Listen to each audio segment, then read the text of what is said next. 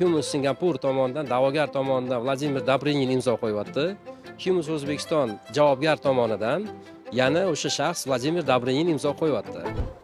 Ma'lumki, Humans kompaniyasi bo'yicha mojarolar hali hanuz yakunlangani yo'q. Bugun ham O'zbekiston Respublikasi Toshkent shahar fuqarolik ishlari bo'yicha Mirobod tumanlar aro sudida Humans investorlaridan birining da'vosi bo'yicha da'vogar va javobgarning vakillari ishtirokida sud majlisi bo'lib o'tdi.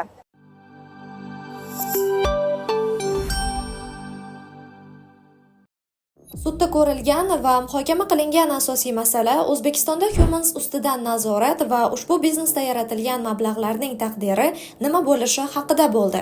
Da'vogar manfaatida O'zbekiston sudga ariza kiritilgan. Arizaning mazmuni shundan iboratki, Humans aksionerlik jamiyati, Humans MChJ hamda fuqaro Dobrynin Vladimirga nisbatan umumiy qiymatda 12 million dollar pul mablag'larini, ya'ni investitsiya qilingan pul mablag'larini undirish bo'yicha sudga da'vo ariza bilan murojaat qilingan. 2019-yildan boshlab investor Maksim Stetanov bilan Vladimir Dobrynin o'rtasida O'zbekiston Respublikasi hududida Humans ekotizimini rivojlantirishga investitsiya kiritish bo'yicha kelishuvlarga erishilgan. Shuningdek, Humans kompaniyasining O'zbekistonda tashkil etilishi Maksim Stetanovning pul mablag'lari hisobidan yaratilgan va ishga tushirilgan.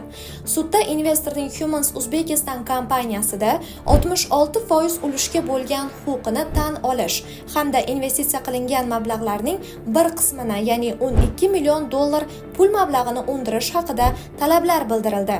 E'tibor bergan bo'lsanglar, Humans O'zbekiston u faqatgina sotuv kompaniya emas. Bu faqat mobil aloqa kompaniya emas. Bu Humans O'zbekiston, ya'ni Humans Group, bu ham platejniy sistema, ham mobil aloqa, ham marketplace, ya'ni Humans ichida bir nechta loyihalarni jamlagan.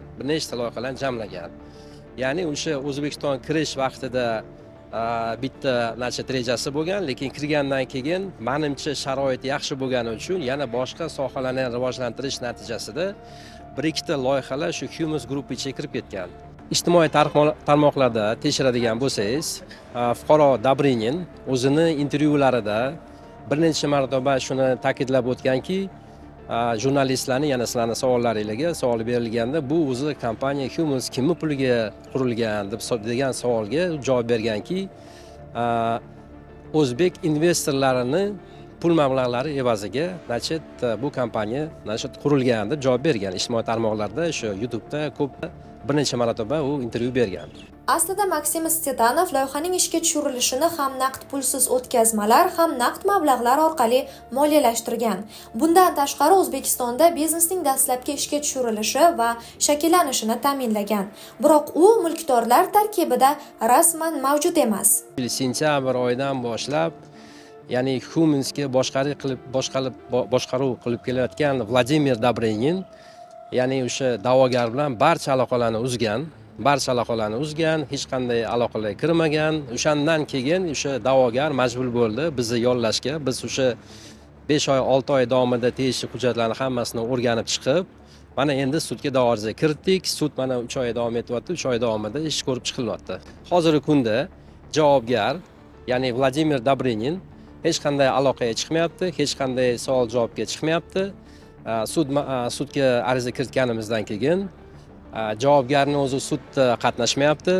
Ogohlantirishimizga qaramasdan sudga kelmayapti, lekin javobgarning nomidan, ya'ni o'sha javobgar nomidan, aksionerlik jamiyati nomidan, Humans aksionerlik jamiyati nomidan o'sha advokatlari sudda ishtirok etishyapti.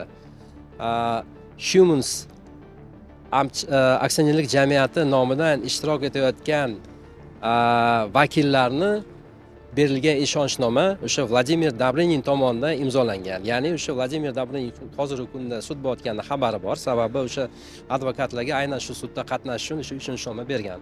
Xabari bor. Shunga qaramasdan sudda qatnashmayapti. Dobrynin intervyularidan birida nega O'zbekistonda qolganini barchasi yetarlicha tez shakllandi. Ya'ni biz bozorni investitsiyalar bilan, imkoniyatlarni esa ehtiyojlarimiz bilan uyg'unlashtira oldik deya izohlagandi.